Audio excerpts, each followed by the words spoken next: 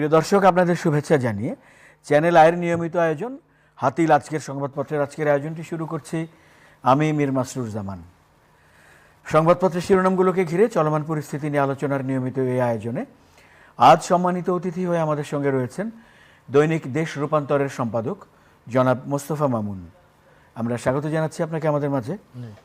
আমরা যথারীতি সংবাদপত্রের শিরোনামগুলো আগে দেখি, তারপর আলোচনায় যাচ্ছি।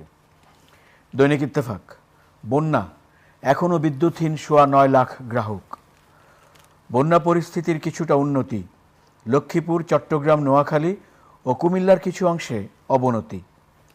এনজিওদের অভিজ্ঞতা আর তরুণদের উদ্যোগ এক হলে কাজটা সহজ হবে, ডক্টর ইউনূস। ফেনীতে মোবাইল নেটওয়ার্ক সচল রাখতে বিনামূল্যে ডিজেল